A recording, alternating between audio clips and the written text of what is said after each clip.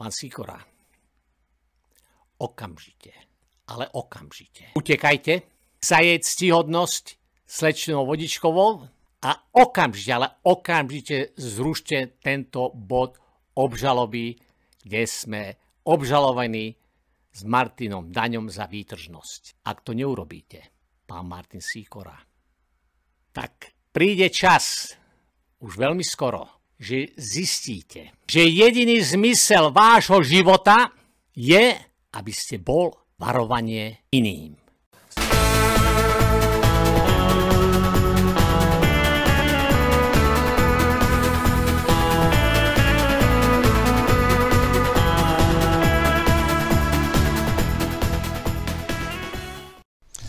Tak Napoleon Bonaparte raz povedal: Never ascribe to malice that which is adequately explained by incompetence. Čo znamená, nikdy nepripisujte zlomyselnosti to, čo je adekvátne vysvetlené neschopnosťou. Na toto môže byť aj opačne. To, čo nie je možné adekvátne vysvetliť neschopnosťou, vždy pripíšte zlomyselnosti. No a tak, keď niekto robí niečo zo zlomyselnosti, no tak je úplne legitímne takého človeka nazvať špina, odpad, hnoj a iné vulgarizmy. A keď niekto robí niečo zo nekompetentnosti, no tak je úplne odôvodnené nazvať takého nekompetentného človeka hlupák, idiot, debil, proste iné vulgarizmy. No a toto sme robili v našej relácii takže tak. To, čo sme nemohli vysvetliť zlomyselnosťou, tak sme to vysvetľovali nekompetentnosťou. A to, čo sa nedalo vysvetliť nekompetentnosťou, sme vysvetľovali zlomyselnosťou.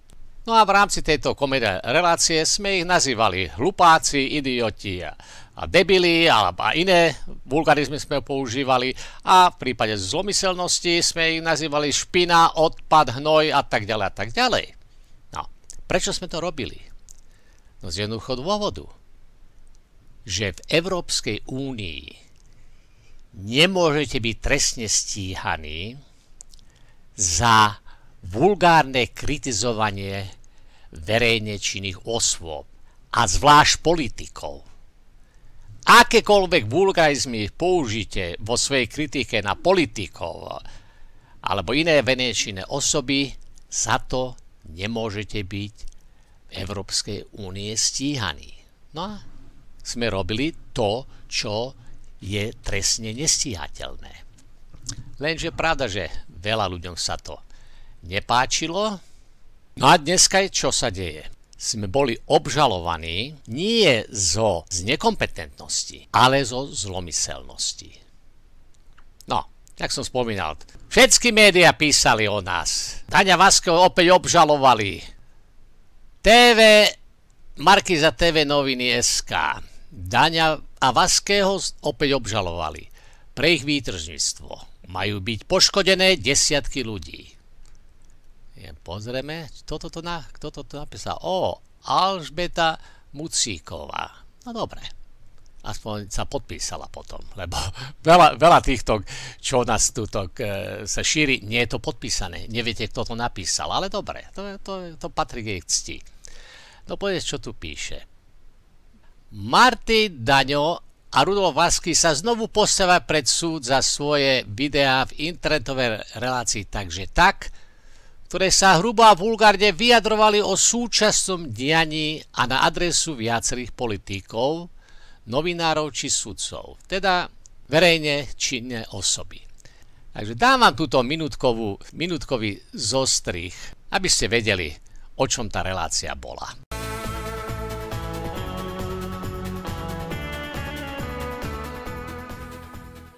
Ale ten štátny prevrat, čo tá cigánka Nicholsonová, tá polocigánka, ktorá popiera. Ja som tam videla Vaského, ktorý vyliezol z väzenia nedávno.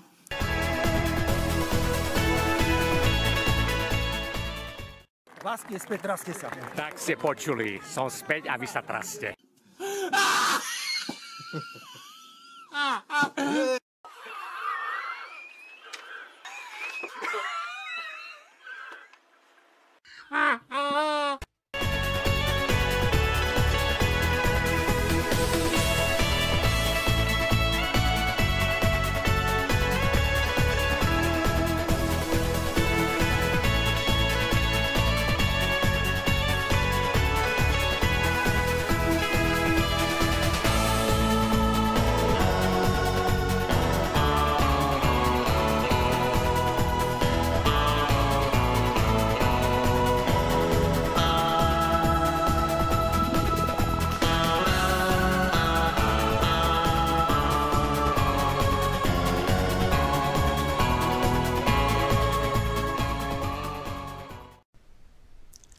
No, problém s týmto článkom, ale so všetkými článkami, ja som toto vybral, že sa tuto podpísala, ale ostatní taktiež, so všetkými článkami je, že tu sa nikdy v žiadnych novinách, v žiadnej televízii nevysvetlilo, o čo ide.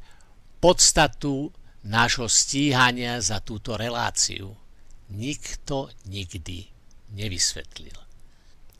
Nikto nikdy neinformoval svojich čitateľov a poslucháčov, o čo sme vlastne obvinení. Z akého paragrafu. Nikto to doteraz nevie. No a tuto píše. Youtuberi Martin Daňa a Rudolf Vasky sa opäť čelia obžalobe od Bratislavskej prokuratúry. Je postavená na 24 skutkov a hrozí im 2 či 3 roky väzenia, pred súdom rokmi strávili Vianoc a tak ďalej, tak ďalej. Dobre, to sú tie bullshity. No, to je všetko bullshit, ktoré neinformujú ľudí, o čo vlastne ide. Teraz sú obžalovaní z výtržníctva, pričom daňovi pridelili aj obžaloby a tak ďalej. No ale čo nás zaujíma? Prípad bude mať na starosti bratislavská sudkyňa Andrea Vodičková. No poďme si pozrieť, kto je Andrea Vodičková. Pozrite. Andrea Vodičková je novopečená sudkyňa, by sa dalo povedať. Ona bola teraz, keď ešte pani Čaputová bola prezidentka, bola vymenovaná za sudkyňu. Pozrime sa, prokurátor, kto je. Prokurátor je magister Martin Sýkora. Čo tento prokurátor spravil? On nestiahol tento bod obžaloby za výtržnosť. On to nestiahol. On mal možnosť stiahnuť tento bod obžaloby. Ale to neurobil. Čo to znamená, že to neurobil? Tým, že on nestiahol tento bod obžaloby, výtržnosť, on jasne implikoval, že považuje slečnu Vodičkovú za nekompetentnú, tupú hlupaňu. A nielen to. On jasne implikoval, že naša drahá a milá prezidentka, bývalá prezidentka Zuzana Čaputová je taktiež nekompetentná tupá hlupaňa, že vymenovala takú nekompetentnú hlupaňu. On jasne implikuje, že tí, čo pozvali do Ameriky nás tam prednášať, že tí ľudia v Amerike na tej univerzite sú nekompetentní idiotskí hlupáci, že pozvali takú nekompetentnú idiotskú hlupaňu, ako je Zuzana Čaputová, ktorá vymenovala takú idiotskú hlupaňu, ako je Andrea Vodičková. On to jasne implikuje tým, že nestiahol tento bod obžaloby. Ja vám garantujem jedno. Keby tento prípad dostala na súdenie táto prvá dáma slovenskej jurisprudencie Marcelka Kosová, Martin Sýkora by utekal Len taká ohnivá čara by bola za ním a zrušil by tento bod obžaloby, kde sme spolu s Martinom Daňom obvinili výtržnosti. By utekal. By bol posratý. Ešte len šťanka sračka od strachu by za ním bola. Ale keďže to nedostala táto skvelá prvá dáma slovenskej jurisprudencie, tak čo? On si myslí, že mu to u slečny Vodičkovej prejde. Neprejde to. Tomu neprejde. Prečo? Pretože slečna Vodičková nie je hlupaňa, nie je nekompetentná, ale základné veci ovláda. Ona tento bod obžaloby tak vyšmarí, ako ešte nič vyšmarené nebolo. Von oknom, jak špinavú handru, bude vyšmarený tento bod obžaloby. Ako to viem? Pretože viem, čo vie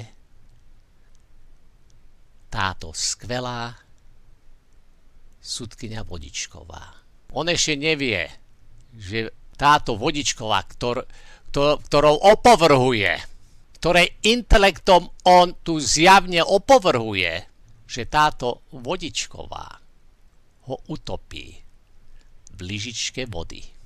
Ona nepotrebuje celý súd vody, aby ho utopila. Ona ako Vodičková stačí malá vodička.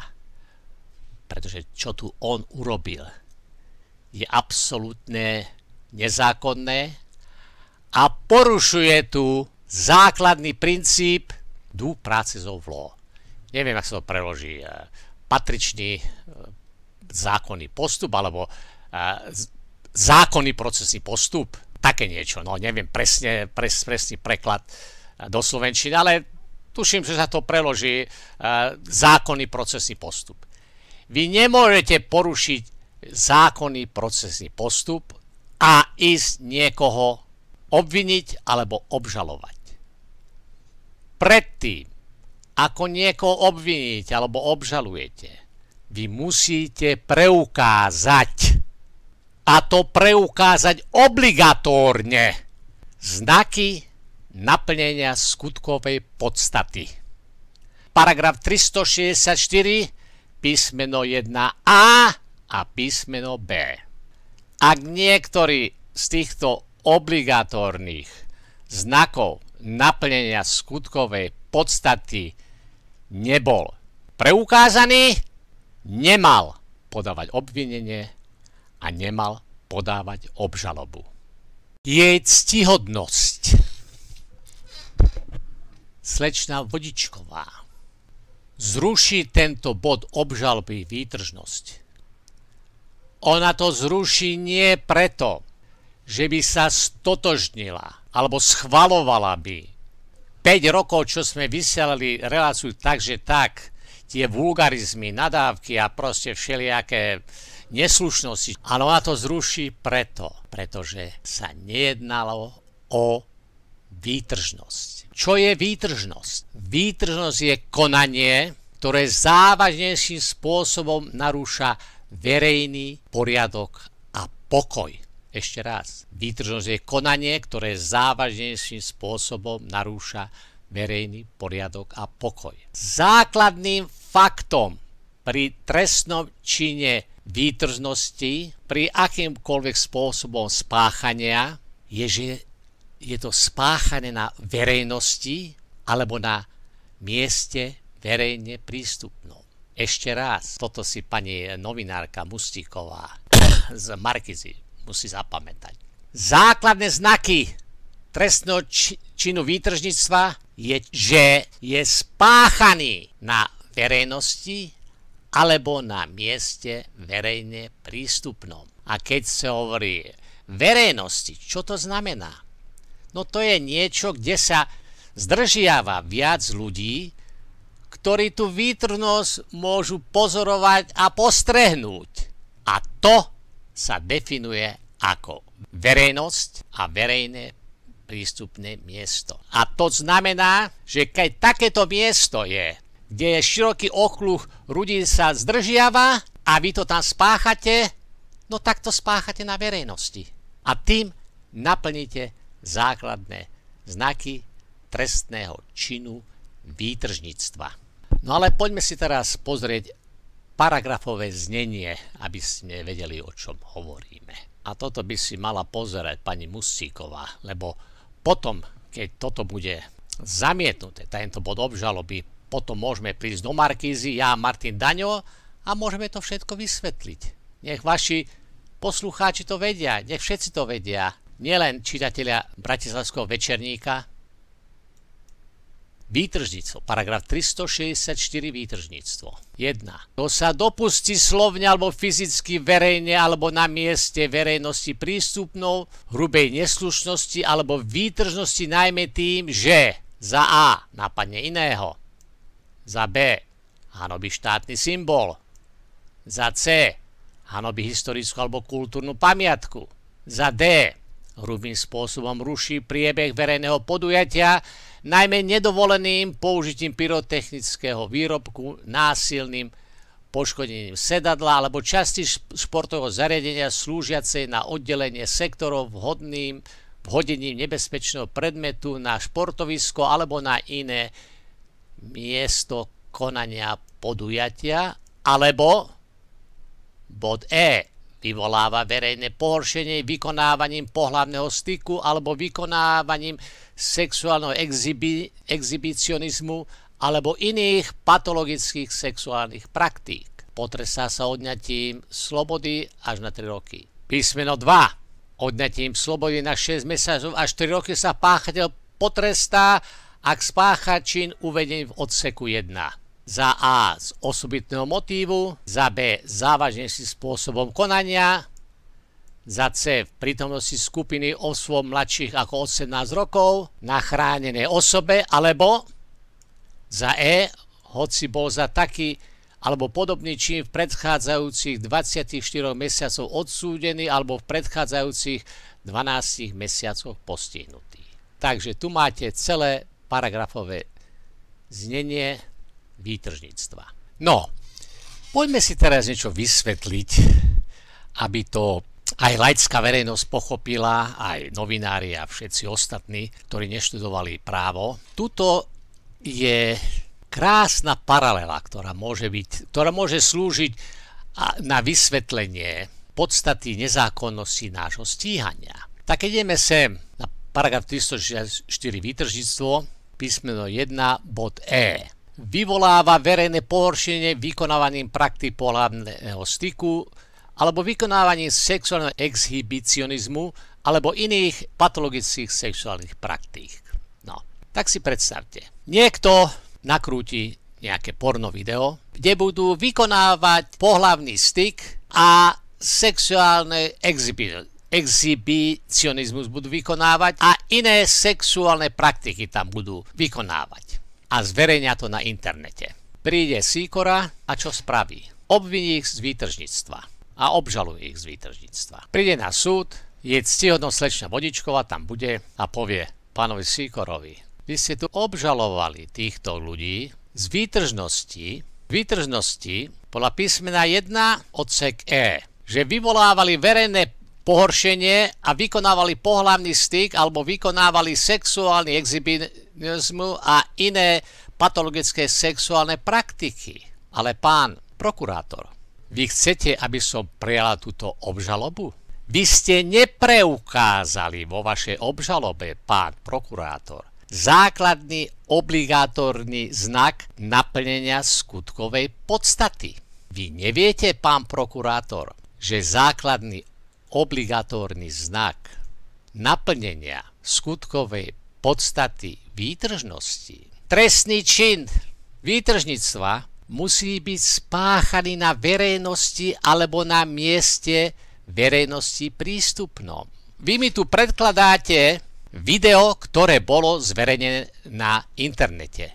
Po vašej obžalobe citujete a opisujete, čo sa v tom videu odohráva. Ale ten základný obligátorný znak, že to bolo robené na verejnosti, nikde sa vo vašej obžalobe nenachádza, pán prokurátor. Toto by bolo trestne stíhateľné iba, ak by to bolo robené na verejnosti. A čo spraví pani Vodičková? Pán prokurátor, ruším tento bod obžaloby a zmiznite z mojej súdnej sieni. Toto je hrubá nekompetentnosť. Vy neviete, že vaša povinnosť bola obligátorne preukázať znak naplnenia skutkovej podstaty? Okamžite by zrušila tento bod obžaloby a Martina Sýkoru by vyšmarila von zo súdnej sieni ako špinavú handru. Takto by konala je ctihodnosť slečna Vodičková.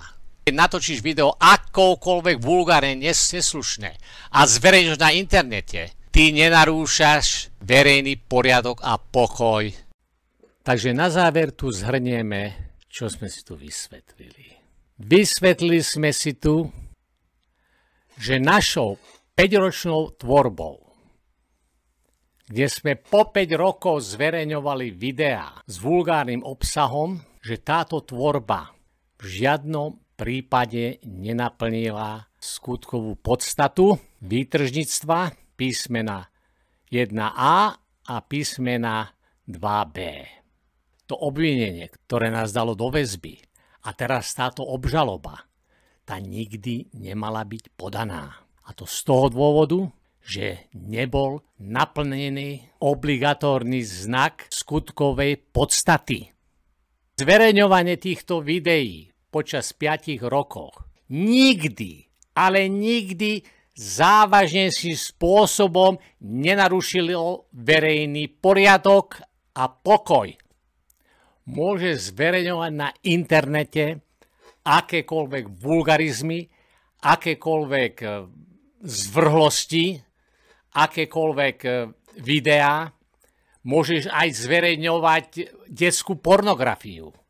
Ale žiadne video zverejnené na internete nenaruší závažným spôsobom verejný poriadok a verejný pokoj.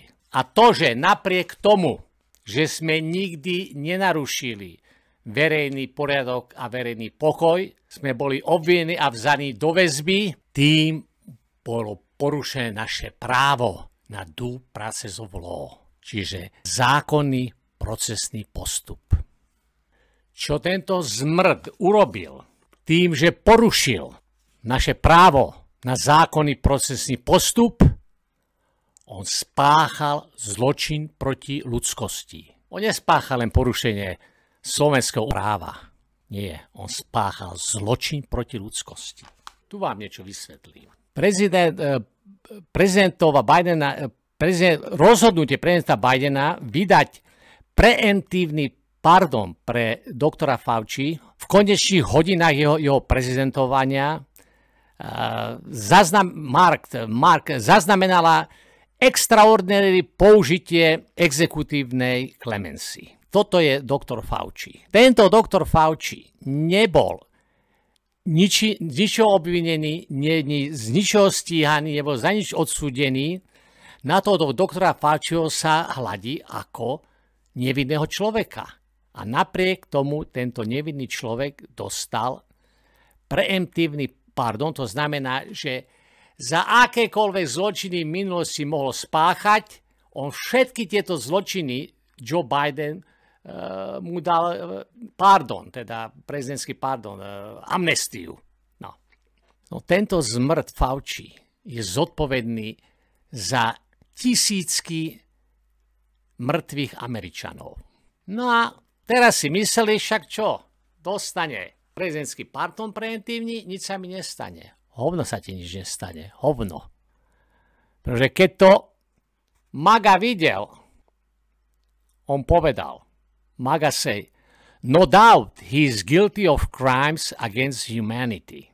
Není pochybnosti, že on je vinný, že spáchal zločin proti ľudskosti. Čo toto znamená? To znamená to. To znamená, že tohoto zmrdá trest neminie. Pretože áno, pod zákonmi a judikatúrou Spojených štátov amerických tento preventívny pardon je platný.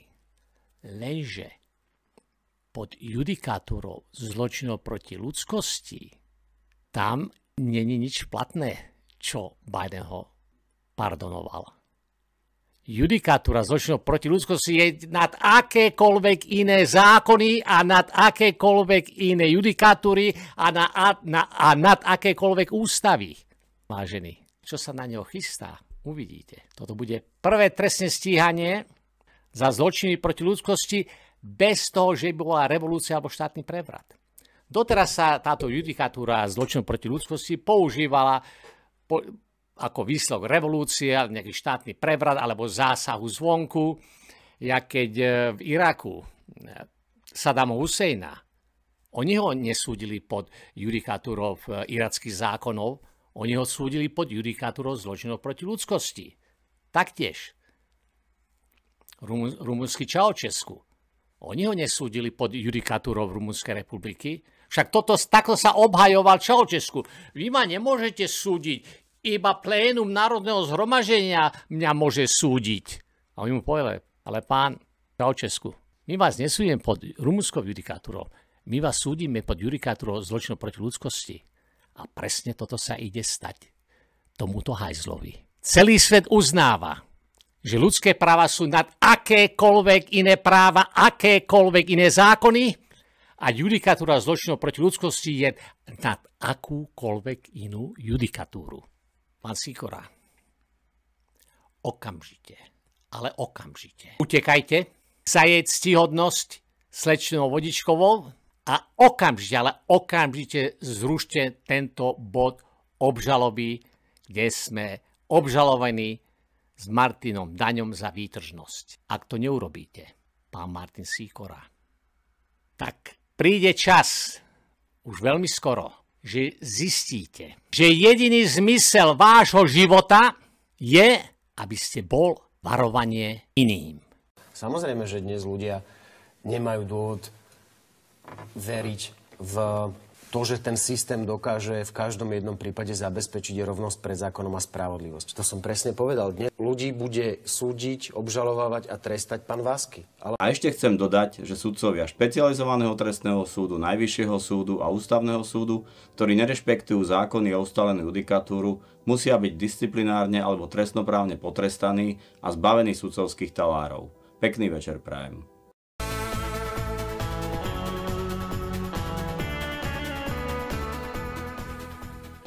Ale ten štátny prevrat, čo tá cigánka Nicholsonová, tá polocigánka, ktorá popiera. Ja som tam videla Váskeho, ktorý vyliezol z väzenia nedávno.